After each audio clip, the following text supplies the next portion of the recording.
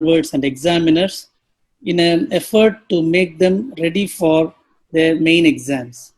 So I welcome you all for today's session. It is a presentation of a case of gestational diabetes. Good evening, sir. So, good evening, madam. Good As we evening, all sir. know, diabetes is a very old disease dating back to Sushruta and Charaka's writing in 5th or 6th century BC. And it is not new to us, and it has found in their writings as honey urine, mentioning as glucosuria, as madhumeha, and mentioning polyuria as promeha. And they have classified diabetes as two varieties and things like that. So it is very interesting to know that our forefathers have dwelled and researched on diabetes in much in primitive age. But still, the diabetes as such didn't get any recognition after till at least 1500 years, when in 1788, in 18th century, pancreas was linked to be connected as one of the reasons for diabetes mellitus. So it took such a long time to gain research in diabetes, and it took centuries to derive pancreatic secretion and use for the treatment. This is for some what is a out of the way information on this disease. These two gentlemen, I think they are very famous in the field of diabetes and their treatment, Best and Banting, for their involvement in research in making insulin possible, where they worked in University of Western Ontario, Canada. And in 1921, Sir Frederick Banting, a gentleman who is sitting here, who got an idea from autopsy report that pancreas islets are not destroyed, but insulin is still secreted. And he asked Professor MacLeod, a physiology professor, to lend his lab. So Mr. MacLeod went one step ahead and he allowed his student, Charles Best, to assist in the research. And they invented the insulin, famously awarded Nobel Prize for their research work. And on top of it, a biochemist also was involved in their research, James Collett. The most important thing is when they were awarded Nobel Prize in 1923 in the field of medicine, Sir Banting and MacLeod, they shared their prize money and the uh, Nobel Prize with Charles Best and James Collett, which is very rare in medical field because we want to take credit for ourselves for everything. But they are so gentle to share the prize money and the their fame with their colleagues. And their first patient is a VIP patient, Elizabeth Gossett. She is the daughter of US Secretary. So, and you all know that it started with porcine and bovine and from cattle insulin. Then now we have genetically engineered insulins. So this is some important or interesting facts about diabetes. I just thought we'll just brush up some diabetes facts so that something can be asked in the exams. Now it's time for us to introduce the examiner and the postgraduate. So I would like to welcome Dr. Poonam Godke, who is a professor at Sri Kashibai Navle Medical College and Research Institute. Dr. Poonam doesn't require any formal introduction to the group, and she's a very good academician, and she's been involved in postgraduate training, and she's an examiner in postgraduate examination conducted in India.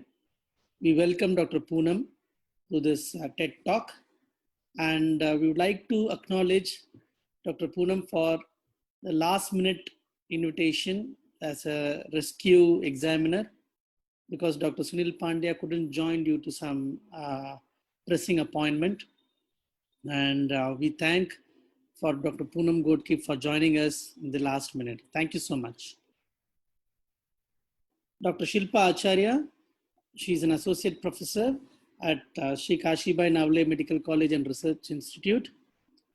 I thank Dr. Shilpa for taking all initiative, and she contacted us in the month of July first week itself for this slot, and she encouraged and prepared the postgraduate to get the case ready and she has trained her in such a way that she will be presenting the case in a nice way today. Welcome, Dr. Shilpa, and thank you very much. The most important person for today's TED Talk is Dr. Tejaswini Phalke. She is a resident anesthesiologist at Sri Kashibai Navle Medical College and Research Institute. And thank you, Dr. Tejaswini, for taking interest and coming brave in front of everybody to present your case. So now let's go to the case presentation. And we'd like to ask Dr. Tejaswini to share her screen after this. Thank you so much.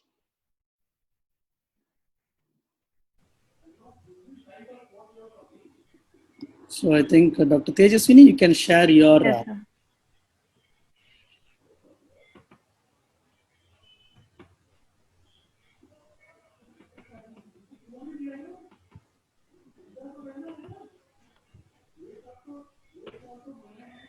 Good evening, everyone. I'm Dr. Tejaswini Phalke. I'm presenting case today.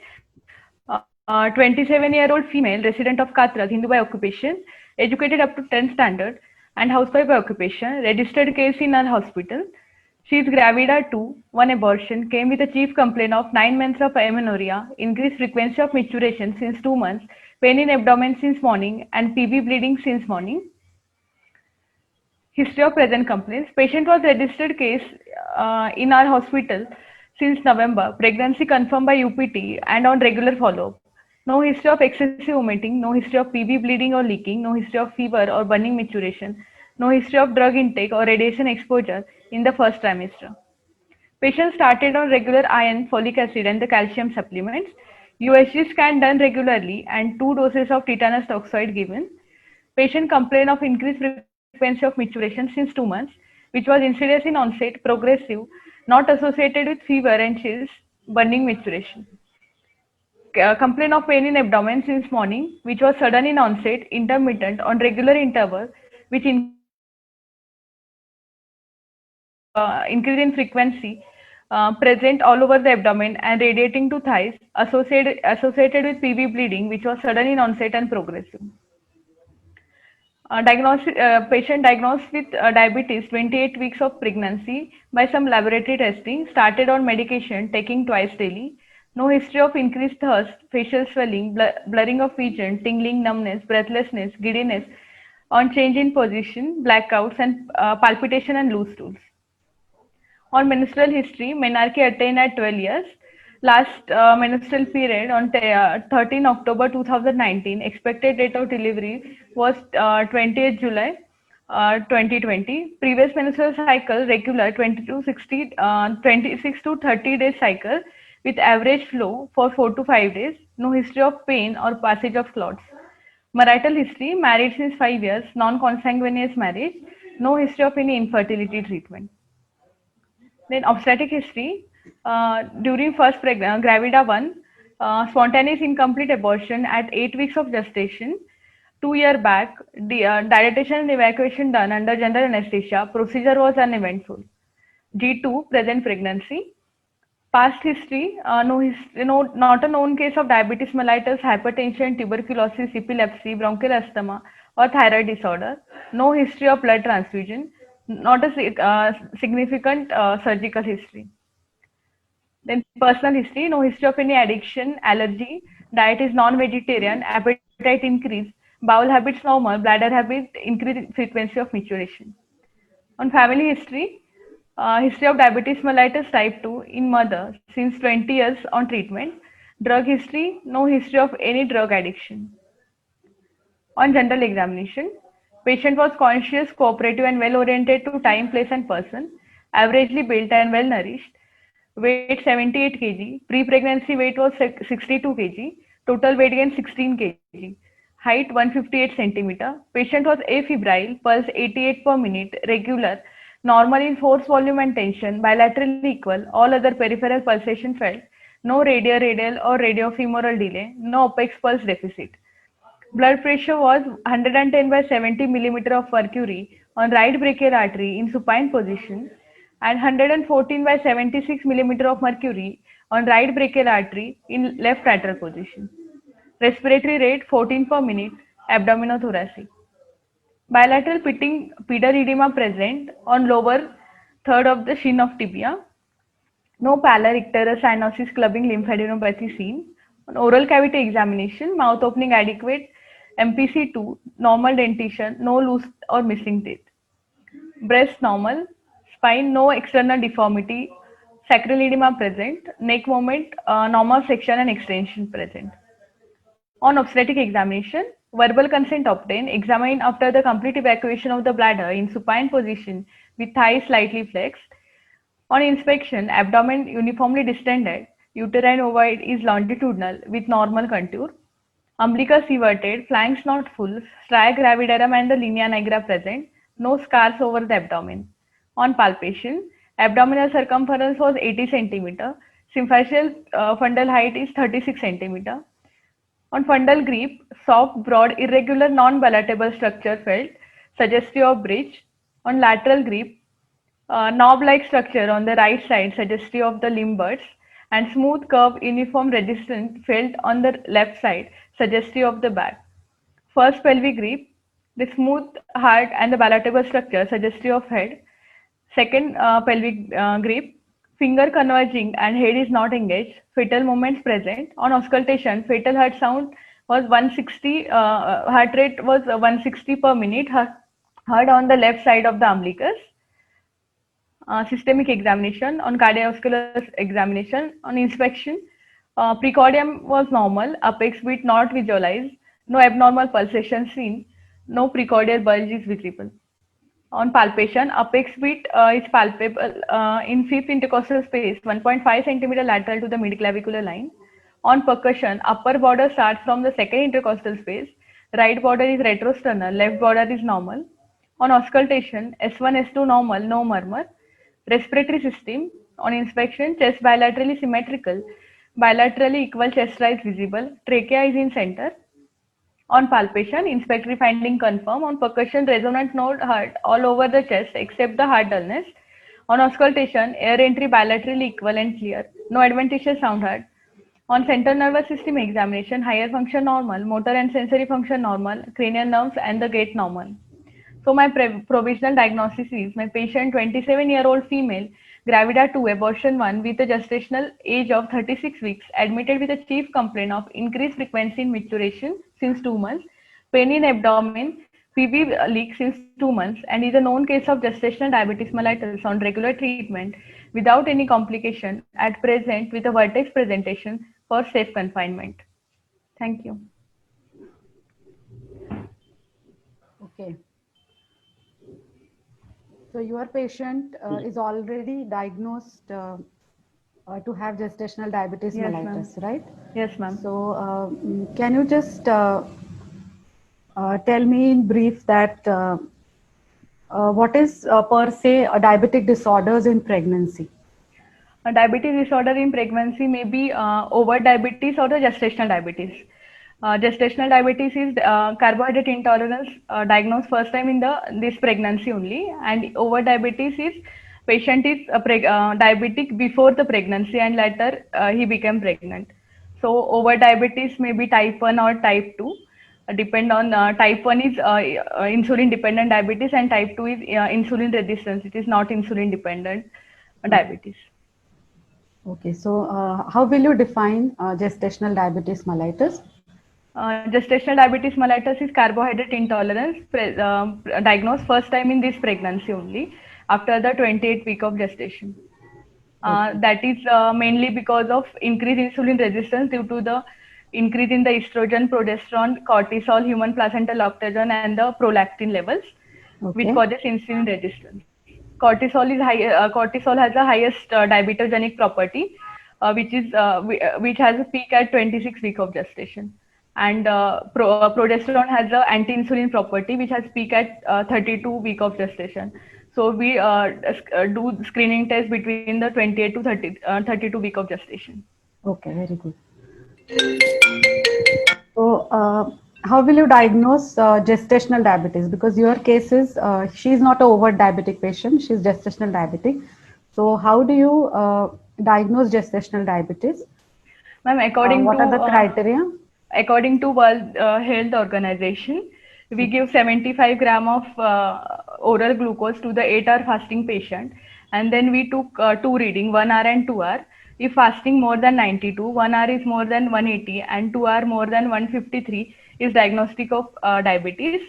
But due to the one-step method, there is increased prevalence of diabetes. So we perform a two-step method in which for first step we give 50 gram of oral glucose in without fasting patient. Then we took 1 hour and 2 hour reading. So if if we took only 1 hour reading, if it is more than 140, then we perform second step. In second step, we give 100 gram of oral glucose in 8-hour fasting patient, and then we took 1 hour, 2 hour, and 3 hour reading. According to the Carpenter and Costin criteria, if fasting more than 95, 1 hour more than 180, 2 hour more than 153, and 3 hour more than 140 is diagnostic. And according to the National Diabetic Data Group, if fasting more than 105, 1 hour more than 190, 2 hour more than 165, and 3 hour more than 145 is diagnostic. So there are other criteria also, International Diabetic Pregnancy Study Group. So in which we give 75 gram of oral glucose in fasting, and we we take measurement on 1 hour and 2 hours. If 153 is diagnostic. Okay, so there are different criteria as you told. So which criteria we are following, like in our day-to-day practice?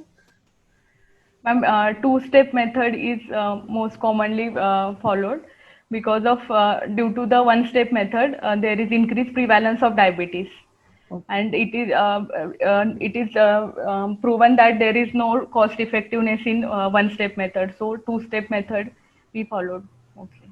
Okay, excuse me, sorry to interrupt. Yeah.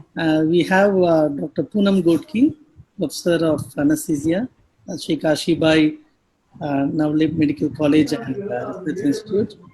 Dr. Poonam, Yes. please. Can you hear me? Yeah. Yeah. Thanks for joining the last Yeah. minute.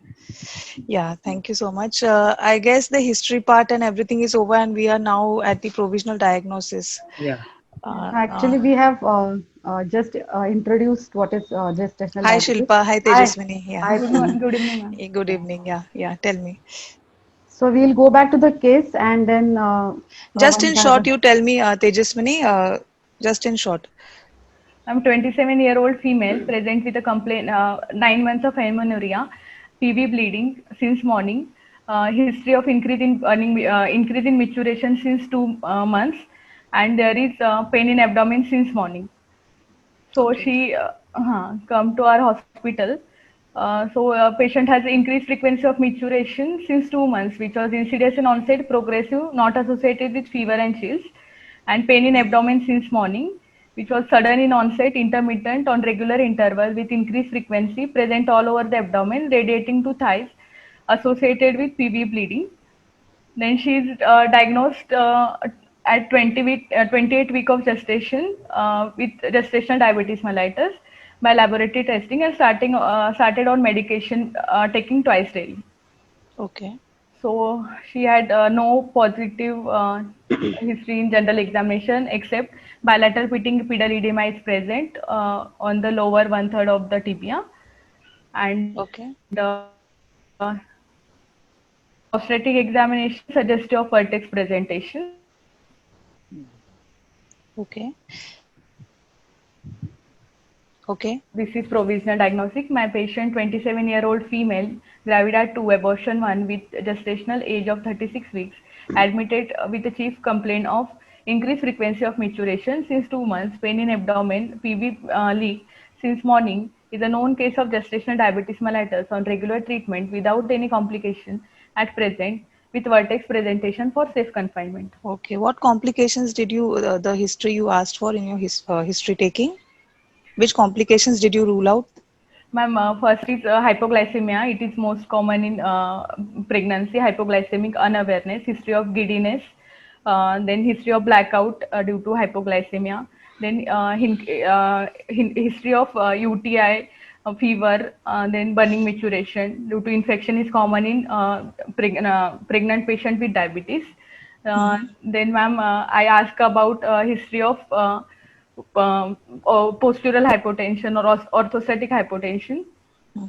That sudden fall in the BP in the supine position. Can you tell me how high sugars can affect various systems of the body in a pregnant lady? Yes, ma'am. On cardiovascular system, there is accumulation of the glycosylated end product in the large arteries. So it causes coronary artery disease, peripheral vascular disease, hypertension, and then insulin resistance. Obesity is also, weight gain is also seen because of diabetes. Then in Yes. respiratory. So patient is likely to have PIH also. The Also, combination of PIH and preeclampsia. gestational Yes, diabetes is common. All yes, right. ma'am. Yes, ma'am. They are more prone for preeclampsia and eclampsia also. So negative history of PIH also has to be taken. Yes, Okay. yes, ma'am. One small question from my side. You said there is an increase in the frequency of micturition, right? Yes, sir. How will you differentiate this from a normal pregnancy? It means even in normal pregnancy, increase in frequency of micturition is a very common complaint, right? Yes, sir. But in normal pregnancy, increased frequency is present since 12 weeks of gestation because of the pressure of graviduterus on the bladder. But patient has increased in frequency since 2 months, means 7 months of 28 week of gestation. Okay. So that is because of diabetes. Any other symptoms you want to look in this patient? The polyphagia, polydipsia, Okay. increased thirst and increased appetite. Then any infection to rule out UTI, vulvovaginitis, it is more common in diabetic patient. What other complications are you expecting? You said hypoglycemia is one. What other complication? Ma'am, there are macrovascular and microvascular complication. In macrovascular complication, there is peripheral vascular disease, coronary artery disease, and microvascular complication. There is diabetic retinopathy, These are diabetic neuropathy, and end, diabetic nephropathy. Tejaswini, these are end organs, as you are saying. But complication-wise, like you said, hypoglycemia, what other complication you are expecting in gestational diabetic, which you want to rule out? Ma'am, in gestational Diabetic ketosis, are you expecting? yes, ma'am. Ketoacidosis is more common in pregnancy because of stress, infection. There is insulin resistance is increased in pregnancy, and there is also patient non-compliant patients are mostly present, and there are also corticosteroid beta adrenergic agonist. If patient is taken, then they are more prone for the diabetic ketoacidosis. Also, there might be, they might have hyperemesis. There is Yes, insulin yes, ma'am. resistance. So all these factors. Yes, ma'am. Can you tell me what is the relationship with insulin resistance and the 3 trimesters of pregnancy? Ma'am, insulin resistance in the first trimester is normal. No, there is no insulin resistance in the early pregnancy, whereas there is increase in the insulin secretion by the pancreas due to the estrogen and the progesterone. But as the pregnancy advances, there is insulin resistance is increased in the second trimester and maximum at the 28 to 32 weeks of gestation, as cortisol and the progesterone increases. And after third trimester? Ma'am, after delivery in the pupparium, Third trimester, what happens? Third trimester insulin resistance is increased, ma'am. Between the up to 32 weeks, there is maximum insulin resistance. Okay, okay. And So after delivery, there is decrease in the insulin resistance and decrease in the insulin requirement also. Okay. So basically, a diabetogenic state is there all throughout the pregnancy, right? Yes, ma'am. Yes, ma'am. What other complications we just mentioned about hypoglycemia, and you were talking about angiopathies? What other complications would be exaggerated in pregnancy with gestational diabetes mellitus? If we compare the complications of diabetes in non-parturients as compared to parturients. Ma'am, there is worsening of the diabetic retinopathy. and worsening of the reversible worsening of the diabetic nephropathy is seen in the parturient woman as Okay. compared to non-parturient. Okay. Any other complication of anesthetist concern which would be exaggerated in pregnant patients? Ma'am, there is gastroparesis. Very good. So there is delayed in gastric emptying due to the gravid uterus, which compresses on the stomach, and then progesterone reduces the lower esophageal sphincter tone, and progesterone also reduces the competence of the lower esophageal sphincter. Then there is gastrin secretion increase, so gastric pH is more acidic, so there are chances of regurgitation and the aspiration seen in In this what other patient. ways does progesterone affect anesthesia in general for pregnant patients? Ma'am, it increases sensitivity to the local anesthetics. Very good. Then it reduces the lower esophageal sphincter tone. Then it causes insulin resistance. Good, good. It has an anti-insulin property, which has peak action on the 32 week of gestation. What about the hypotension, supine hypotension syndrome and pregnancy if complicated with GDM? Ma'am, Is supine there any hypotension correlation? syndrome, patient. Yes, ma'am. There might be orthostatic hypotension due to the diabetic autonomic neuropathy, which is aggravated by the supine hypotension syndrome also. So there is more fall in the BP in the supine position. That is more than 15 millimeter of mercury in supine position than the left lateral position, and there is increase in the heart rate by 20 per minute in the supine position. Can you tell us other signs and symptoms of autonomic neuropathy in GDM patients? Yes, ma'am. In cardiovascular complication, there is exercise intolerance, resting tachycardia, silent myocardial ischemia is present, and there may be in gastrointestinal gastroparesis present, esophageal dysmotility, constipation, diarrhea. Then female sexual dysfunction, erectile dysfunction is seen in male. Then anhidrosis. What is the That implication of orthostatic hypotension, resting tachycardia as an anesthetist? Or in general, autonomic neuropathy in GDM, what is the implication as an anesthetist? Ma'am, and after the sympathetic blockade, there is more hemodynamic instability is seen in the orthostatic hypotension, because there is no compensatory mechanism is seen, that is vasoconstriction and tachycardia. And suppose the patient goes into normal labor, does it affect the orthostatic, any particular time wherein you will be bothered about orthostatic hypotension? Ma'am, immediately after delivery, While delivery, suppose what happens during delivery, is there any maneuver, Valsalva maneuver, what will happen during Valsalva maneuver? Is it common during labor?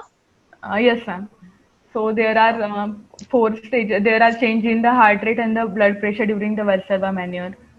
So is the autonomic neuropathy going to complicate it? Yes, ma'am. It will complicate. So Okay. there are four stages of Valsalva maneuver. Stage one, there is increase in the blood pressure and the decrease in the heart rate due to the propulsion of the blood from the aorta, due to the increase in the intrathoracic and the intra-abdominal pressure. In stage two, there is decrease in the blood pressure and the increase in the heart rate due to the decrease in the venous return. In stage three, decrease in the blood pressure and increase in the heart rate due at the end of expiration. And in stage four, there is sudden shoot of the blood pressure and decrease in the heart rate due to the residual vasoconstriction in presence So of these changes may not be seen if the patient has a the autonomic neuropathy. autonomic, yes, ma'am. What else for autonomic neuropathy and anesthesia concerns? One is this thing. What are the other things?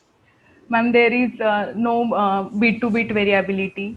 After the deep breathing, normal variability is more than 15. If it is less than 10, then it is significant. So there is no beat to beat variability. So patient will not produce tachycardia and vasoconstriction. See, After regional anesthesia, hmm. do you expect anything if the patient has autonomic neuropathy? Sorry, ma'am. After regional and after ma'am? you are After spinal. after spinal anesthesia? Ma'am, there will be more fall in the blood pressure and the there will be more bradycardia is seen. Bradycardia that is not responsive to atropine. Yes, ma'am. Okay. Yes, ma'am. They are more prone to hypotension also because of the autonomic Autonomic neuropathy. neuropathy. GDM patients, they will be more prone to hypotension. Mhm. Now, what are different effects, Tejaswini, of diabetes on pregnancy in mother and fetus? Can you tell us? Yes, ma'am. During the pregnancy, there are increased chances of miscarriage, preterm delivery, then abortion, stillbirth. Patients are more prone for the preeclampsia, eclampsia, and polyhydramnios can be seen. Maternal distress may be seen due to the increased polyhydramnios and the macrosomic baby. Then during labor, there are chances of instrumental delivery. Then there are more chances of PPH due to the atonic uterus. Then there are increased chances of perineal tear due to the macrosomic baby.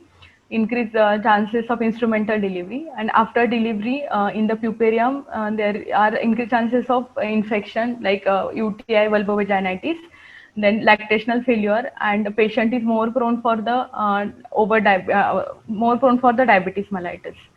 And in baby there is congenital malformation in cardiovascular system, atrial septal defect, ventricular septal defect, coarctation of aorta, hypoplastic right ventricular syndrome. Then there is in renal system, renal agenesis, hydroureter, hydronephrosis, then double ureter may be seen. Then in central nervous system, anencephaly, microcephaly, sacral agenesis, caudal regression syndrome.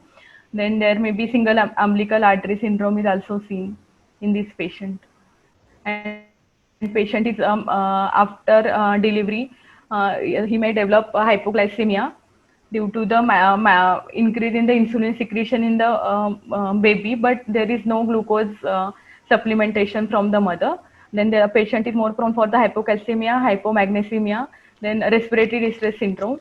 Then he may develop diabetes in his later life. Okay.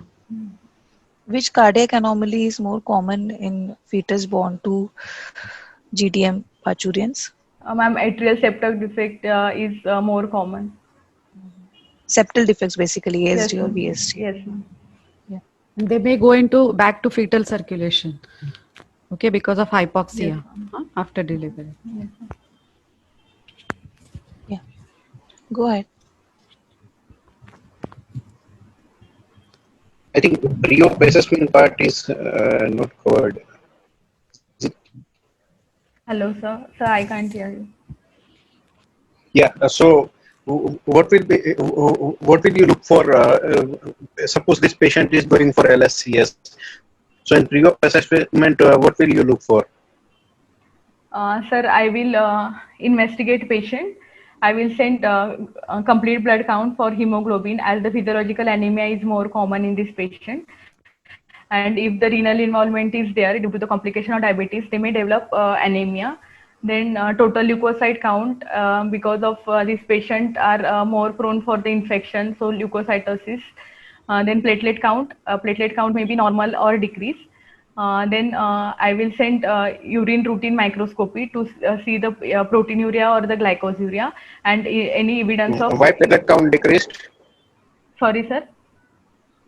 Why platelet count may be decreased? Sir, platelet count is normal or decreased. That may be due to the gestational thrombocytopenia, which is diagnosis of exclusion. Okay. Okay. Go ahead. What is the characteristic of gestational thrombocytopenia? Ma'am, platelet count less than 70,000 per cubic millimeter without any bleeding, without any abnormal bleeding. Okay, so it is only quantitative decrease in the decrease in the platelet platelet counts. count. The functions is not altered. Yes. Then I will send urine routine microscopy to check pus cell any infection. Then You were talking about glycosuria. What is the renal threshold for glycosuria? ma'am, normally is 10 gram percent is normal allowable glycosuria. If it is more than 10 gram, then it is significant. Okay.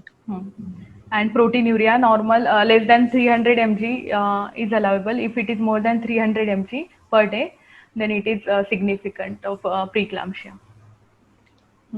Then I will send BSL fasting and fasting and the PP2 to check the glycemic control of the patient. Then I will do BTCT, then bleeding time, clotting time, as it is a hypercoagulable state, so there, that may be deranged. Then I will do HbA1c to see the control of BSL in the last 3 months. Then in special investigation, PT-INR, renal function test, liver function test, I will send. Even 2D echo, I will advise to this patient. And what HbA1c? will, Hello. Yes, sir. Please, you ask. so what will be your order for any NBM status? Suppose it is a plan LSAS. So what will you advise about NBM status? Is it same for pregnant diabetic lady or something different? No, sir, pregnant diabetic patient is always considered as a full stomach. So I will perform RSI. I will consider this patient as a full stomach only, and I will perform RSI, rapid sequence intubation in this patient. But how many hours of fasting will you Ma'am, you advise? can go. Ma'am, 8 hour of fasting I will advise with glucose with insulin drip to prevent catabolism. Okay.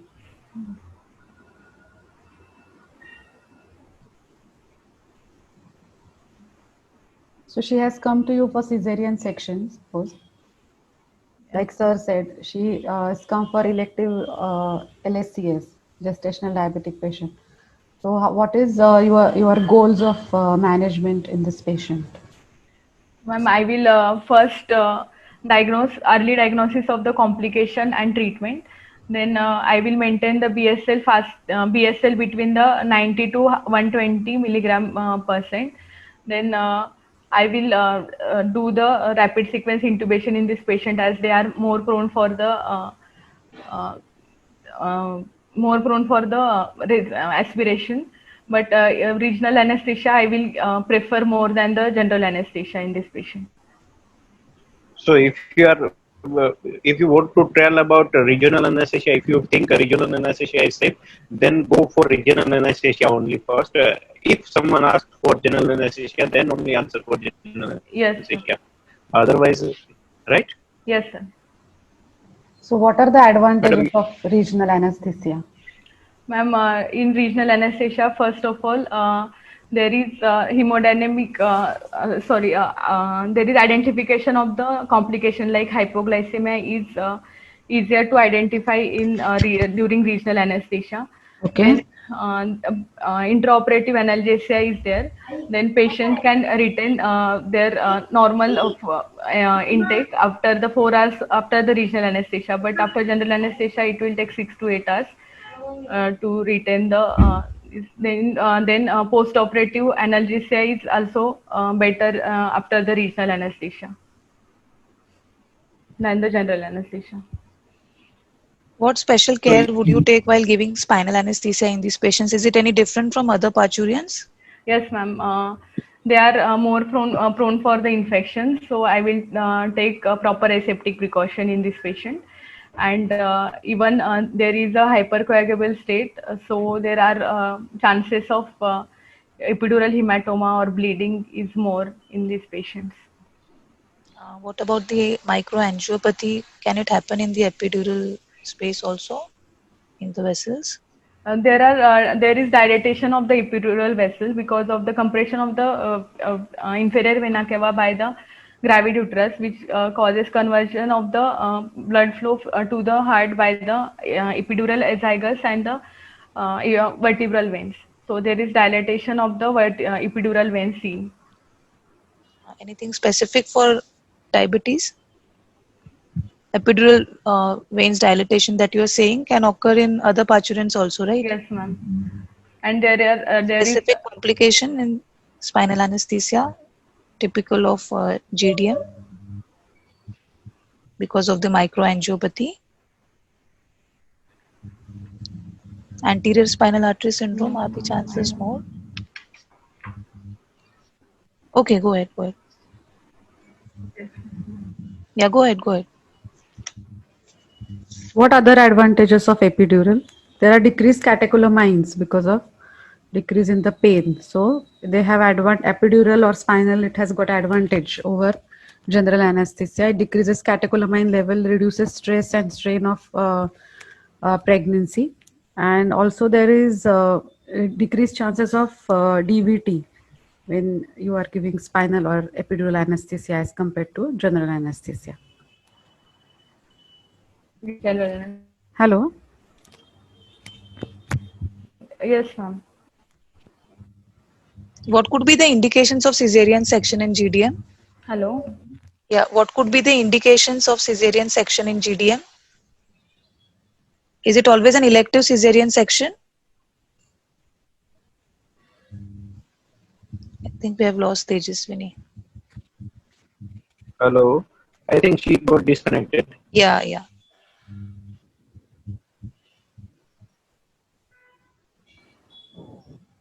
Tejaswini.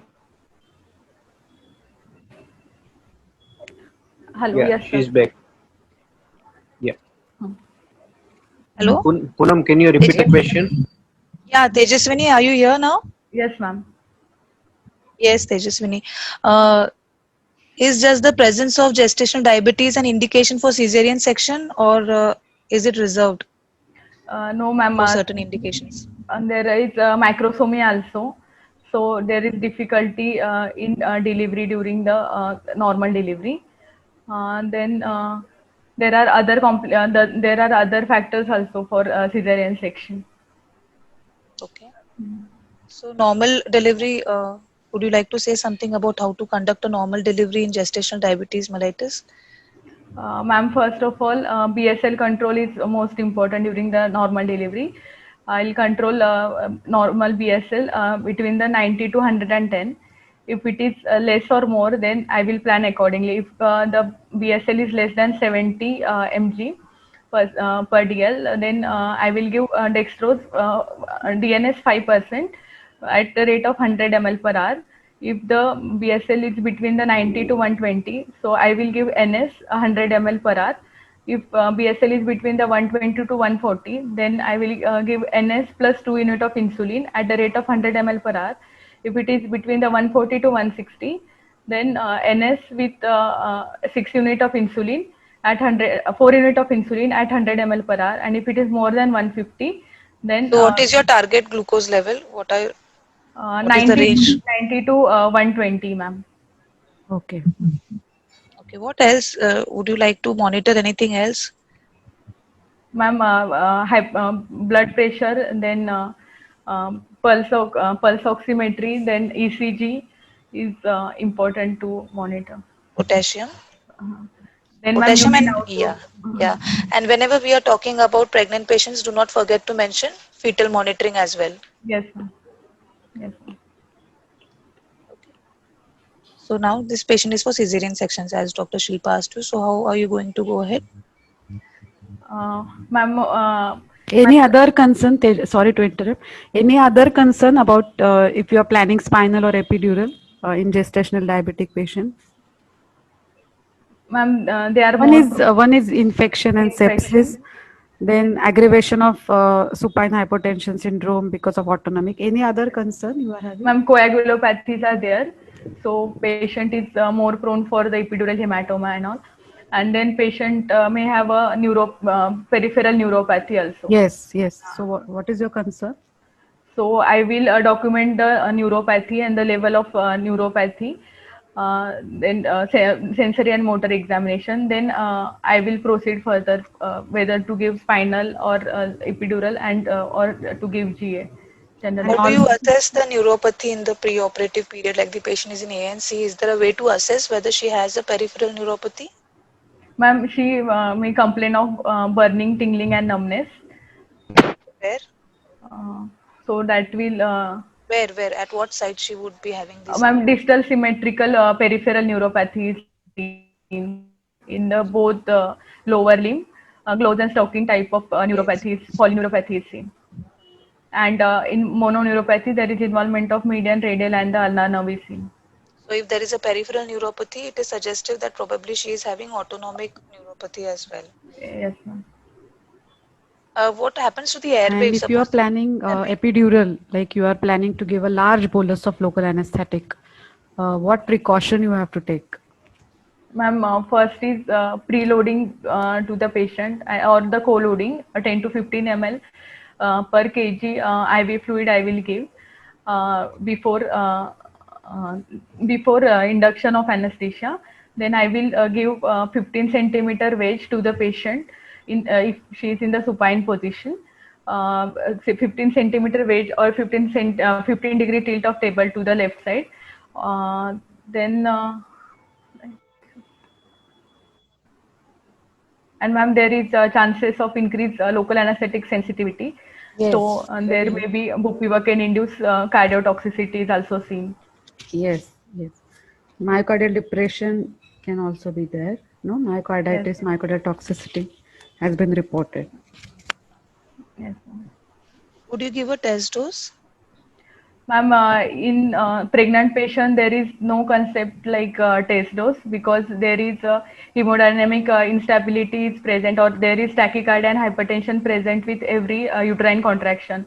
So we can't really diagnose the effect whether it is intrathecal or intravascular. So every dose is a test dose. So you would In this never give a bolus dose bolus dose. of higher volume. You will Yes, always ma'am. prefer giving lower volume. Lower volume. Okay. So for this patient, there is autonomic dysfunction. There is a huge baby. So after giving spinal or epidural, there are chances of more hypertension, right? Yes, sir. So how will you prevent it, or how will you treat it if it happens? Sorry, sir, I can't hear you. So if first question is how will you prevent that hypotension after giving spinal anesthesia or epidural anesthesia, and if it happens like a patient has sudden hypotension after giving spinal anesthesia, how will you prevent it and how will you treat it? Sir, before giving spinal, after giving spinal anesthesia, I will tilt table 15 degree to the left side, or I will give wedge to the under the right hip, that is cardate wedge. Then I will preload the patient adequately. Then, if the supine hypotension, if there is sudden fall in the BP occurs, then I will manually displace the uterus to the left side and still if there is a hypotension, then I will deliver baby as early as possible. I will ask surgeon to deliver baby as early as possible. Anything Any else? drug you will use? Sorry, sir. Drugs?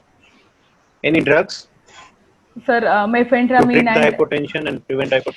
mephentermine and ephedrine Will you use can be used, memphentermine? or phenylephrine can be used. Yeah. So what is the drug of choice Phenylephrine is a drug of and choice why? because it only increases the blood Why? pressure without change in the heart rate. And any effect on fetus? No effect of phenylephrine on the fetus. So what is the effect of ephedrine or memphentermine on fetal heart rate or So that will cause fetal tachycardia. right? And it can cause fetal acidosis, right? Yes, sir. Anything else, Poonam or Dr. Shilpa? I think I was muted till now. Okay. Yeah. What is the normal Hello, weight gain in Poonam. pregnancy? Anything? And yes, sir, yes, sir, yes, sir. I wanted to ask what is the Yeah. normal Okay. weight gain in pregnancy, and are these patients any different? Yes, ma'am. Normal weight gain in pregnancy is up to the 12 kg is the normal weight gain. But in this patient, they are more prone for the preeclampsia, and there is in diabetes also there is weight gain. So there may be the more weight gain than the normal pregnancy. In this patient, she gained weight, 16 kg weight gain is there. Okay, so how does it affect the anesthesia? Ma'am, due to the weight gain, there is a short neck and the breast engorgement is there. So there is a difficulty in the intubation and the mask ventilation. So we have to use short handle blade for intubation and even the ramp position during the intubation.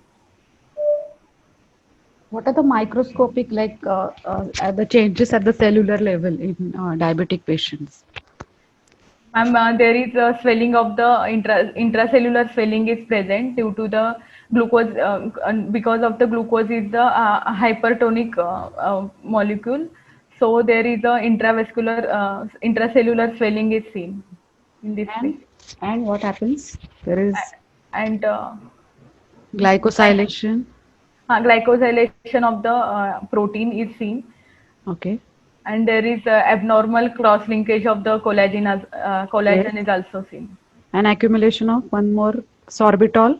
Yes, ma'am. Accumulation of the sorbitol and the glycosylated end product. Now tell us how it is, why it is important for anesthesiologists. What is the implication for us? Ma'am, due to the accumulation of the glycosylated end protein or the collagen cross linkage into the joints like cervical spine and then atlanto-occipital joint and temporomandibular joint, it will affect the flexion extension in this patient, and it will affect the mouth opening if the temporomandibular joint is involved. Then there is difficult What is that intubation. called as? Temporomandibular ankylosis. No, the syndrome. The steep joint syndrome or steep joint syndrome. Okay, now we'll complete first about Poonam. We'll complete first about regional, and then we'll start for GA. Is it okay? Yes, yes, yes. Yeah. So anything else about epidural you want to? How is epidural in pregnant patient? If it is any difference from normal patients or Yes, normal ma'am. One first is epidural vein engorgement is there. Then second, due to the engorgement, there is a less negative pressure, or even in this patient there is a positive pressure in the epidural space is also seen. So epidural catheter placement is difficult, and even the confirmation is difficult due to the positive pressure in the epidural space. And we can't give a large bolus in this patient because of their increased sensitivity to the local anesthetics is present. will you prefer labor analgesia in gestational diabetic patients? Yes, ma'am, because it will causes hemodynamic stability in this patient. Is it? Yes, ma'am. What happens if you are giving labor analgesia, and what are the side effects of pain? How they are harmful in gestational diabetic patients? Ma'am, due to the pain, patient hyperventilate, which causes the fetal respiratory alkalosis, and fetal there is placenta to fetal blood circulation also happens due to the hyperventilation. Okay. So we have to reduce that, and There is fetal hypoxia and acidosis. acidosis. Yes. So what? So if you provide labor analgesia, then what happens? Then there is patient will breathe normally. There is no pain, so blood supply to the patient will normal, and there is no hypoxia and acidosis in the baby. Okay.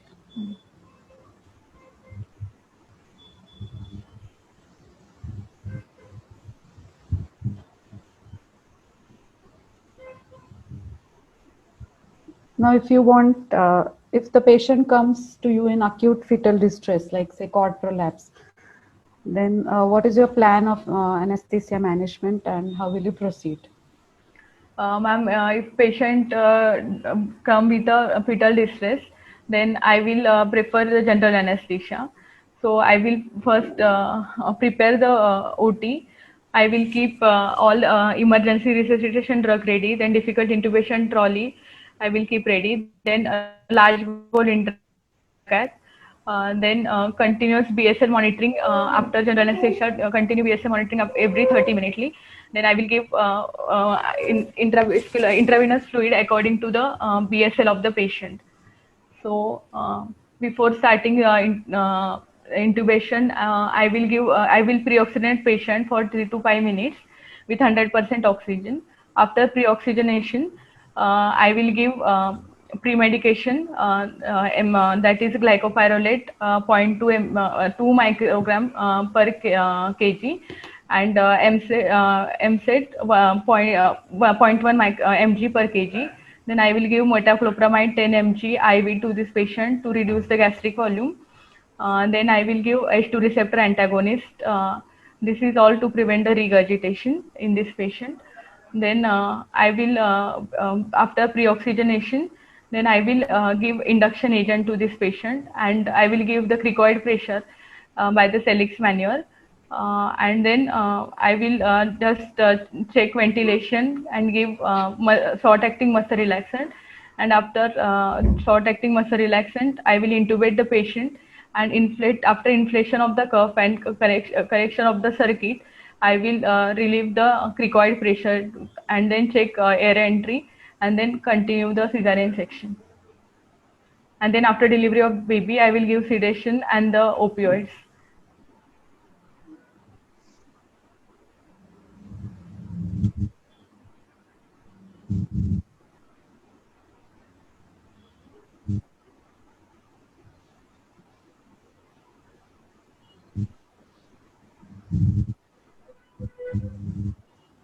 Hello. Yes, sir. Dr. Shilpa and Poonam, are you there? Yes, sir. Yes, sir. Yes. Tejaswini, are pregnant patients prone to diabetic ketoacidosis? Yes, ma'am. They are more prone to diabetic ketoacidosis due to the stress, infection, and then increased insulin resistance in pregnancies more as compared to non-pregnant female. Then there is maybe the failure of the subcutaneous infusion pump. Then drug-induced ketoacidosis due to the corticosteroid and the beta-adrenergic agonist. So they are more prone for the ketoacidosis. Good, good. And they go into decay in early pregnancy at some time. Is it possible? Sorry, ma'am. Can they go in decay in early pregnancy? Can the patient come to you in decay in early pregnancy? No, ma'am. She insulin resistance in early pregnancy is very low, so she will present in the late pregnancy. Only if there is hyperemesis, she can land up. Okay. Yes, ma'am. What is the difference in the decay in pregnant patients as compared to other diabetic patients? Ma'am, there is a triad, that is acidosis, that is HCO3 minus is less than 15, or pH is less than 7.3. Then ketonemia 2 plus ketones is present on the dipstick, and the hyperglycemia, that is BSL is more than 250 milligram %. Yeah, but pregnant patients, even sugar is less than 200 milligram %, they can be still in ketosis. The sugars are not more, but they still can be ketosis. Okay. Can you describe what is the difference between modified RSI and any difference in the modified RSII? It is called as RSII now. What is RSII? This is to prevent the desaturation because of the normal RSI we only give the check ventilation, so that may causes desaturation during the intubation, as the apnea time in pregnancy is less as compared to the normal pregnant female. So in modified RSI, we give intermittent ventilation to the patient, and the long-acting muscle relaxant like rocuronium we use in the modified RSI, and in normal RSI we use succinylcholine. choline. Only difference is you can give check ventilation in modified RSI. Yes. Okay.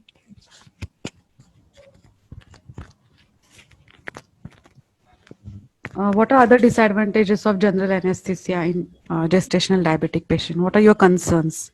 If you're Most common complication of diabetes is hypoglycemia. So the patient is not conscious, so she will not complain of hypoglycemia. So hypoglycemic mia is more common in this patient. Then patient, as compared to the normal female patient, normal female pregnant patient, these patients are more prone for the regurgitation and the aspiration. As the due to the diabetes, there is a gastroparesis is present. So there is normal continue BSL monitoring every 30 minutes is important to avoid hypoglycemia. Okay. Anything else?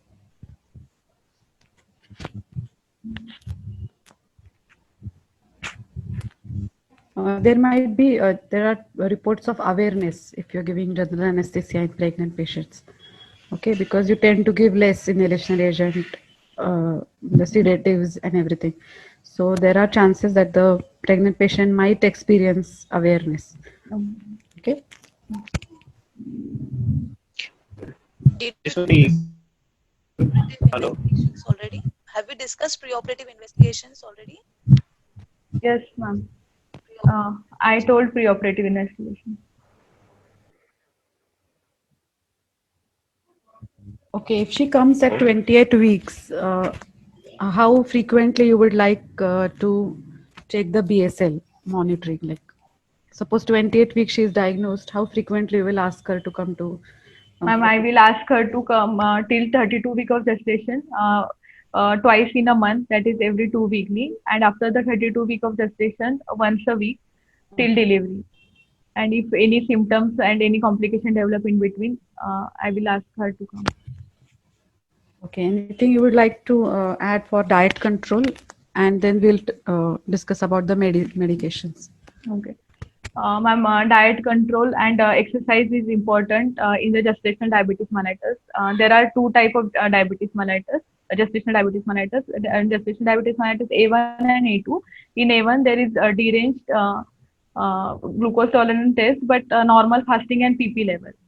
But so there is dietary modification and the exercise is only advised. If it is not controlled by dietary modification, then medication like insulin or metformin can be added.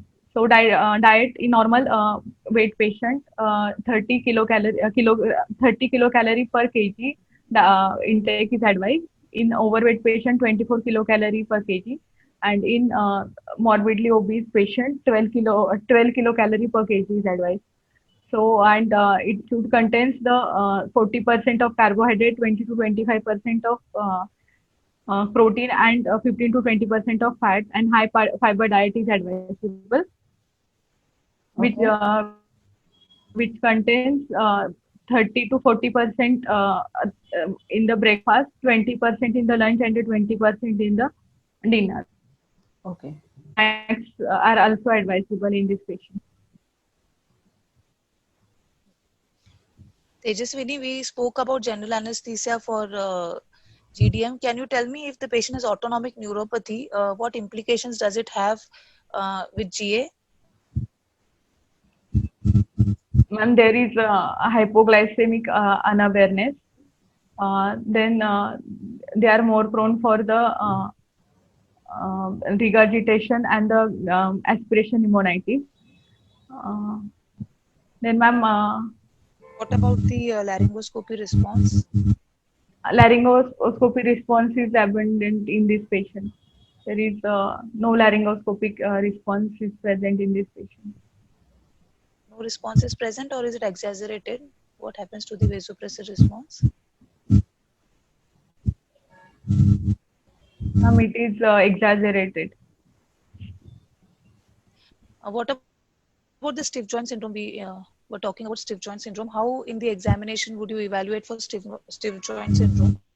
Ma'am, there are two tests, the prayer test and the palm print test. In prayer test, ask patient to approximate both the palms as in the prayer. If she is not able to do this, then the test is positive. The test is positive in the stiff joint syndrome. And during the palm print test, they ask patient paint the patient palm with the ink, and then ask patient to keep her palm on the plain surface on the hard surface on the plain paper. Then there are 4 grading. Grade 0 is all phalanges are visible. Then grade 1 is only the there is deficiency in the interphalangeal area of the fourth and fifth interphalangeal joint. Then grade 2 is there is deficiency in the second and fifth interphalangeal joint, and grade 3 is only the tip of the phalangeal system. Okay.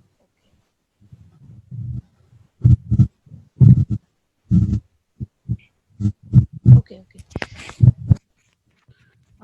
Can we discuss the normal physiological changes in pregnancy? Yes, ma'am. In cardiovascular system, there is increase in the heart rate by 15 to 20% and increase in the stroke volume by 20 to 30%. So there is increase in the cardiac output by at the end of second trimester by 35% and at the end of the third trimester by the 40 to 50%. The maximum cardiac output is present immediately postpartum. This is due to the there is no mechanical effect of graviduterus and the aorta and the inferior vena cava, and due to the autotransfusion from the final uterine contraction. Then there is increase in the intravascular volume due to the activation of the renin-angiotensin system due to the progesterone, stimulation of the progesterone from the yolk sac, which causes the water retention in this patient. Then there is increase in the hematocrit by only 25% and in intravascular volume by 50%. So there is physiological edema, physiological anemia is seen. The cutoff value for anemia in pregnancy is 11 gram percent. Then there is decrease in the systemic vascular resistance in this patient. So decrease in the diastolic, systolic, and the mean arterial pressure by 5 to 20% at the end of 20 weeks of gestation. The central venous pressure and the pulmonary artery wedge pressure remains normal. Yes, ma'am. Value of HB is how much in pregnancy? Normal HB is less than 11 gram percent. More than 11 is normal. If it is less than 11, then it is considered as anemia. So you transfuse if it is less than 11? No, ma'am. There is dietary modification and oral iron supplementation is advised if it is less than 11. If it is less than 6, then I will transfuse blood in pregnant patients. pregnancy? Ma'am, I can't hear you. What is the critical hemoglobin in pregnancy? Ma'am, less than 4 to 5 is critical hemoglobin in pregnancy. 4.5. Okay, go ahead. Yeah, go ahead. Then, ma'am, there is leukocytosis is present. Platelet count may be normal or decreased. Then the pregnancy is a hypercoagulable state, and there is decreased impairment in the fibrinolysis. There is increased factor 1 and 7. There is decreased factor 11, 13, and antithrombin 3. There is no change in the factor 2 and 5. Then there is derange in the decrease in the prothrombin time, and the partial thromboplastin time is seen in this patient. Then, ma'am, there is orthostatic hypotension is seen due to the compression of the inferior vena cava and the aorta by the graviduterus. Then, in respiratory system, the functional residual capacity is decreased by 20%. This is due to the decrease in the both residual volume and the expiratory reserve volume. Then there is a decrease in the normal closing capacity is seen. So FRC to closing capacity ratio is decreased. So patients are more prone for the atelectasis. Then vital capacity remains normal. Then there is increase in the minute ventilation to 40 to 45% in this patient. This is due to the increase in the respiratory rate by 10 to 15% and increase in the tidal volume by 20 to 30%. Then there is decrease in the PaCO2 in this patient from 40 to 30 and increase in the PaO2 from up to the 100 millimeter of mercury. This is due to the hyperventilation. And there is increase P50 in pregnant patient and decrease P50 in the fetus. So because of that, the oxygen transport to the fetus is more, and fetus blood has a more affinity towards the oxygen. Then there is a airway edema, friability of the airway mucosa is seen. So There is a difficult mask ventilation, and during the instrumentation of the airway, there is a chances of increased bleeding is seen. There is less diameter, 0.5 to 1 mm less diameter tube is required in the pregnant patient than the normal patient because of the laryngeal edema. And then, ma'am, gastrointestinal changes. The patient, there is the mechanical effect of the graviduterus on the stomach and the pylorus, which causes increase in the chances of regurgitation and the aspiration. Also, there is a decreased lower esophageal sphincter tone and the competence of the lower esophageal sphincter. And there is increased gastrin secretion. So in combination with this causes increased risk of aspiration pneumonitis in this patient. Then in hepatic system, there is hepatic blood flow remains normal. There is decrease in the total albumin and by 35% and total protein by 10%. Then there is decreased pseudocholinesterase activity in the pregnancy. So there is prolonged action of the succinylcholine, and even gallbladder calculi and gallbladder diseases are more common in the pregnancy. Then, ma'am, the renal blood flow is increased in this patient. So GFR is also increased. So uric acid and creatinine level is increased to up to the higher normal range. Very good. You have really summarized it well. When we are talking about increased aspiration in pregnancy, we talk about the junctional changes, emptying time, gastric volume, and acidity. Do not forget to mention about the intragastric pressure as well. Normal intragastric pressure, do you know, Tejaswini? No, ma'am. Okay, so normal is around 7 to 7.5 centimeters of water, and it increases up to 40 centimeters of water in the last weeks of pregnancy, and this will be exaggerated especially in pregnant patients with gestational diabetes mellitus because having polyhydramnios as well. And So large baby. Yes, ma'am. more than 40 centimeters of water. So the likelihood of aspiration increases many-fold in GDM. Okay. So just only one question from my side. Suppose if this patient comes to you, okay, with an acute appendicitis, okay, Yes. in her, you can take any gestation comfortable to you, means any trimester comfortable to you, maybe second trimester. Yes, sir. Suppose a GDM patient coming with burst abdomen, appendix, or cholecystitis complicating a pregnancy. So, what are your concerns? We'll just touch upon some. Sir, first, regional anesthesia is preferred over the general anesthesia. Then continue BSL monitoring. Then I will continue the same regimen of insulin in the till the NBMR. Then I will. Suppose on arrival the blood sugars are 450. Sir, then I will do urine ketone also to rule out whether it is ketoacidosis or not. Then according to that, I will manage if ketoacidosis is present, then IV fluid and insulin regimen, insulin infusion I will give. What will other than ketones? You said ketones are good. Is there any other investigation which is very pertinent? Within 5 minutes, you can get some result along with urine ketones. Tejaswini, because you cannot diagnose ketoacidosis on urine ketones, right? There has to be some other investigation to support that it is acidosis. ABG also, ma'am. In ABG, there is a decrease in the SCO3 to less than 15 millimeter of mercury, and there is a decrease in the pH less than 7.3. So I will do ABG. Yeah. So in ABG, there will be another additional information for you, which is very pertinent in your clinical management. Sir, PaCO2 and PaO2 ratio. PaO2. Okay. Is, any other electrolytes which you are interested in?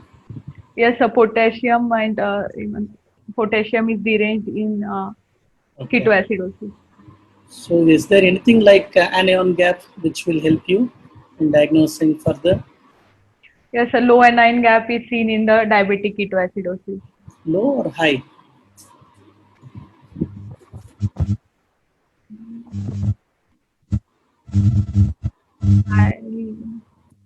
High anion gap, sir. So you will manage accordingly. Suppose if such patient comes to you, okay, in your ER, you are called, you are on duty and you get a call like that. There is a pregnant woman who will require a surgery, and you have been called. Okay. So now you go to the ER and you see a dehydrated patient, heart rate 120, blood pressure is 90/60. So what will be your, you have done all the basic investigations. Now how will you manage this such patient? She is in 28 week or 30 weeks pregnancy. Sir, I will first give her IV. I will secure the IV line above the diaphragm, and then I will give the IV fluid. So selection of the IV fluid is depend upon the BSL of the patient. So ringer lactate and normal saline is preferred. If the urine output is normal, then I will prefer ringer lactate over the normal saline. And if patient is in the shock and the urine output is less, then I will give normal saline. At the rate of, if she is in the diabetic ketoacidosis, then at the rate of 1 liter per hour in the for the first till the deficit is corrected. Then after that, I will give 500 ml per hour for next 4 hours, and then 200 ml per hour. And if any vasoconstrictor is required, then I will give that. Okay, so you volume replacement, isn't it? So you will give a volume replacement. Volume replacement, yes. Okay. Along with volume, is there anything which you want to add in the management? Insulin, sir. Insulin. So is there any particular regimen you have? Yes, sir. Loading dose is 0.4 international unit per kg is given. Half dose is given IV and half is intramuscularly. And then maintenance dose is 0.1 unit per kg per hour is given till the BSL lowers. If it is less than 250, then I will give dextrose 5% to this patient till the ketones reduces to the normal level. So usually the differences in a non-pregnant women, we can go up to 150 to 200, but in a pregnant woman, we maintain a higher sugars. Okay. So along with this, now you have to prepare her for surgery. You will give her antibiotics, iron antibiotics like meropenem or something like that. Okay. And you have to look for electrolytes, isn't it? Now, yes, sir. Okay. Now your general surgeon is coming. He says that she will require lap appendicectomy. Okay. So now you are taking, the patient has consented and you have taken adequate precautions for you have taken consent for preterm labor, delivery, everything. Okay. Now, how will you go about? So then I will, the choice of anesthesia is general anesthesia in this patient. Sorry, there was some. Choice of anesthesia is general anesthesia in this patient. So I will perform the rapid sequence intubation in this patient. That was my daughter, sorry. Okay, so we will plan a general anesthesia. General anesthesia with rapid sequence intubation. Okay, fine. With the monitoring of the BSL every half an hour. Okay, so post-op and intraoperative also you will continue the sugar monitoring. Yes. Hopefully this will be a very small surgery because it will take 1 to 1.5 hours in a good expert hand. And post-op monitoring. Anything else, sir? No, please go ahead. Yeah, anything else you would like to monitor intraoperatively? Ma'am, intraoperative invasive monitoring. If she's dehydrated, then central venous pressure monitoring and the continuous arterial line monitoring. I will advise. If she is in ketoacidosis, yes, you would like to monitor CVP. What else for fetal concern? Anything? Would you like to monitor FHS? Yes, ma'am. FHS non-stress test for this. Yeah. See, as such, intra-abdominal sepsis is very high risk for preterm delivery. Okay, so it happens mostly in the third trimester, but it can happen in the second trimester also. So you have to give some tocolysis, okay, either terbutaline or something like that. And if it is in the term, is there anything you want? Suppose a patient is in 35-week or 34-week pregnancy. Is there anything you want to give to the patient? The patient is more prone for the supine hypotension in supine position. So I will give weight under the right hip or the tilt the table 15 degree to the left. Okay, so luckily in our lap appendix, the table itself will be tilted to the left and there will be a Yes. slight head down. So in that way, we are safe. And other than that, Manual displacement of the gravid uterus to the left canal. anything The for the 35 weeks, sir is asking about 35 weeks. and you want to give some, what is it, Any drugs? either a drug for the fetal lung maturity. Yes, sir. Corticosteroid, betamethasone, and dexamethasone can be given to the mother. Okay. So we have to anticipate for the preterm delivery and 1 or 2 doses. So though it is a very precarious state with diabetic ketoacidosis, whether we should give betamethasone or not, I think we have to look for the lung maturity, and we can cover the shot up in the blood sugar with the help of insulin. Yes. Okay. So we have to continue the antibiotics post-op, continue the monitoring in critical care unit or what is it, an IMC or something like that, or any if you have an ICU especially for obstetrics, you have to keep the patient for 1 or 2 days because the next 2 days will be more critical for her. Okay? The fluctuation in the blood sugar will be so rapid that the requirement of insulin will be very fluctuating post-op. You may have to reduce the dosage along with antibiotics. Okay? So that's it. Any other thing? The urine output monitoring is also important, and BSL monitoring in this patient. And then immediately after post-operative period, the insulin requirement is reduced. So after doing the fasting and the PP2, adjust the dose of insulin accordingly. Most important thing is pain management. You have to give something for her pain. Pain This management. is also another risk factor for preterm delivery. Anything, Dr. Poonam and Dr. Shilpa? Anything you want to? Pain is important because it will cause stress and the patient can land up in decay again. Be prevented always, right? Sorry, ma'am, I can't hear you. Yeah, pain management is important, I said, because that is also a stressful condition in the post-operative period and patient can land up in decay. Any other investigation we would like to do in the preoperative period just to rule out microangiopathy in these patients because they are so prone and you are worried about the end organ damage? Is there anything that you would advise any other specialist to see something, assess in the patient? No, any investigation for microangiopathy, end organ damage, she's asking. Fundoscopy I will do to check the retinal microangiopathy or retinal edema because diabetic retinopathy is common in this patient and worsening of the diabetic retinopathy is occur in the pregnancy. So any parturian for second or third trimester non-obstetric surgery is always mentioned about the microangiopathy and fundoscopy preoperative. Yes, ma'am. Okay. Which drugs you can give to diabetic parturients? We have discussed diet control. Which Yes, drugs? ma'am. Diet control, exercise, and if after the diet and exercise, if patient is not maintaining normal BSL level, that is, if fasting is more than 95 and PP2 is more than 120, then I will start the insulin regimen to that patient. So short-acting insulin like Lispro and Aspart, and the intermittent acting like Isofen I will advise to the patient, and the oral hypoglycemic agents like metformin and glyburide are safer in the pregnancy. Okay.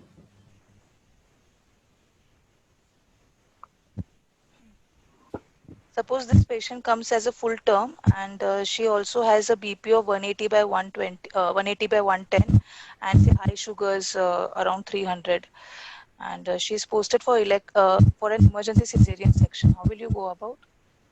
Ma'am, I will, if BP is 180 by 120, then I will ask to do the urine protein to rule out preeclampsia in this patient. And according to that, I will reduce the BP of the patient by labetalol infusion and control the BSL. And then further, I will prefer spinal anesthesia only if the coagulopathy is ruled out. Otherwise, general anesthesia. So historically, proteinuria has been a diagnostic criteria for PIH, but the recent NICE and the ACOG guidelines have excluded proteinuria from the diagnosis of PIH. Anyway, then how will you go ahead if you want to give spinal anesthesia about the IV fluids, about tell me the entire thing. In preeclampsia. Preeclampsia plus diabetes also. Okay. Ma'am,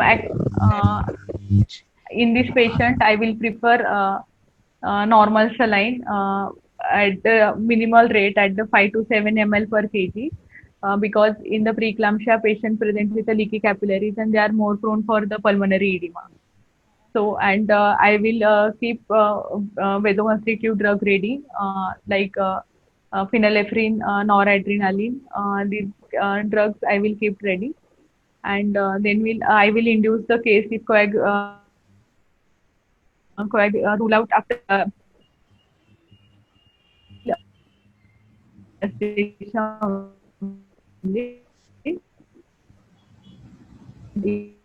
there is any deranged in the coagulation, I will urgent patient.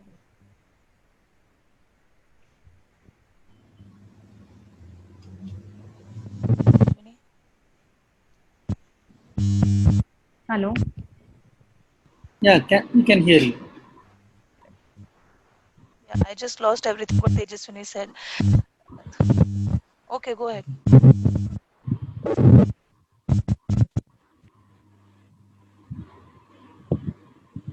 Anything Yeah, Tejaswini, what were you saying? I just lost what you couldn't hear you for the last 2-3 minutes. I will give normal saline in this patient if BSL is at a higher side. So at the rate of 6 to 8 ml per kg, because in this patient there are leaky capillaries are present, so they are more prone for the pulmonary edema.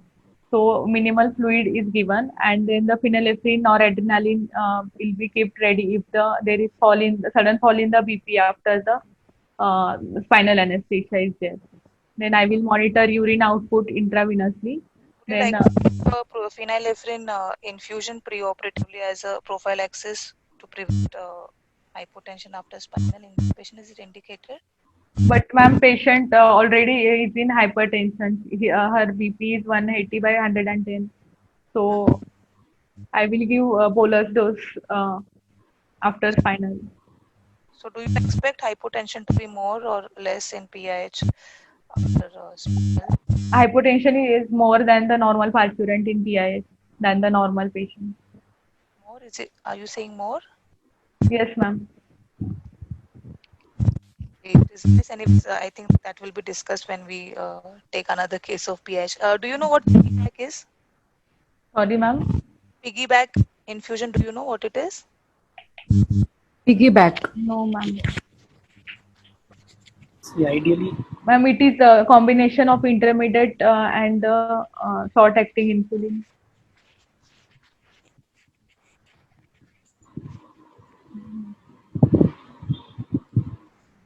Okay. hello, Poonam? I think I am losing connectivity in between. Yes. Yeah. Carry on.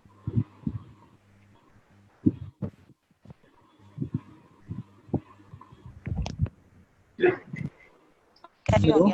Yeah. Yeah. The piggyback. See, the piggyback infusion is you don't give the insulin and the dextrose separately. Usually, it is given together. Yes. Okay, suppose if there is a insulin alone going into the patient and no dextrose flowing, then the patient can go into dangerous hypoglycemia. Okay. So usually it is connected the same. I thought you already answered for the piggyback. Hello. The piggyback. I thought Tejaswini completed the answer. I'm losing connection. Hello. Yeah. It's okay. It's okay. Yeah. Losing connection in between. Yes. Yeah. I just told her that it is. I hope it is the same answer, right? That insulin and dextrose solution should be given the same. Hello. I'm losing connection. Yes. Yeah. So you give maintenance fluid and piggyback DNS with insulin into the maintenance fluid. It is the piggyback. It can be done in the all diabetic patients. It is mentioned in Miller also. So, Know everything about piggyback solution. piggyback. Talking about diabetes not only in GDM, in general also. Tejaswini? Yeah. Yes.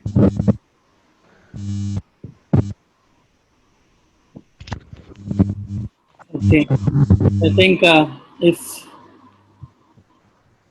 the questions are Start time GIP drip for this patient. What indication? Sorry, ma'am. sorry, we Hello. couldn't hear you. GPI drip or GIP drip, whatever synonym you use it for. Is there what is the indication to start glucose, insulin, and potassium drip? Ma'am, in patient with ketoacidosis, there is a decrease in the potassium level. So, to prevent catabolism, we start glucose as well as insulin with potassium in this patient. Potassium to start this drip. Sorry, ma'am, we can't hear you. No, we couldn't hear you. No problem. Carry on. Yeah. In DK, there is potassium. What is the potassium level in DK? Ma'am, it is usually there is potassium loss is 3 to 5 milliequivalent per kg. It is less than 4.5 or 4. So if glucose levels are normal and patient is hemodynamically stable and urine output is normal, so we can add potassium 15 to 20 milliequivalent. And if it is less than 4, then we can increase the dose to 20 to 30 milliequivalent. Any regime which is famous for GIK infusion? It is done in the diabetic individuals, not even in pregnant patients, but General. general. Alberti regime. Have you heard about Alberti regime? One or two regimens we should know. As she said, the Alberti regimen, Bellu regimen, something. One or two regimen, have it in your hand. Because some examiners will be very keen to hear these terms. Yeah. So I think Dr. Tejaswini is a bit hypoglycemic now. Good, you did very well. Yeah, very well done. Very well done. And the recent research inputs that recently there is a big study done which linking white rice to diabetes incidence in 21 countries. So Okay. I think diabetes will be a ever lingering topic and very close to the hearts of many examiners. Okay? So some way or the other you will touch diabetes in your exam. So keep this topic as very well prepared. Yes. I would like to thank Dr. Poonam and Dr. Shilpa for joining us, and Poonam on SOS basis. Thank you, Professor. I'm sorry, I couldn't much of the inputs today. No issue. You did a lot of big help in jumping in the last minute. Thank you. Thank you. Thank you, ma'am. Thank you. Thank you, everyone, for having a great presentation. Hetal sir, any closing comments? No, thank you very much. Thank you, Shilpa ma'am. Thank you, sir. Tejaswini. Thank you. Well done, Tejaswini, and best wishes. And thank you, Poonam, for joining at last moment. Yeah. Anytime, sir. Thank you so Thank you, much. Poonam. Thank With you, this, Poonam. actually, it is becoming multidisciplinary branch, our branch, and she has really taken efforts. Tejaswini has really taken efforts. Thank you. Good. Yeah? Good, very well done. Well done, Best wishes. Do well in your final exams. Okay. And you'll Thank you, pass sir. and have big And we are more and more supposed to know what physician knows, what surgeon knows, and what obstetrician knows. So the True. scope of anesthesia per se is increasing day by day. So it is, the knowledge is getting added and added. So apart from our core knowledge, we are supposed to know everything. So diabetes is such a topic, and plus pregnancy. So it is a vast topic, gestational diabetes. So it was a good discussion actually. Thank you everyone. Thank you Hetal sir. Thank you Surendra sir for giving opportunity. Yeah, thank you so much. Thank you. Good Good night. night. Good night, Thank you, everybody. sir. Good night. Thank you, Good ma'am. night. Thank you.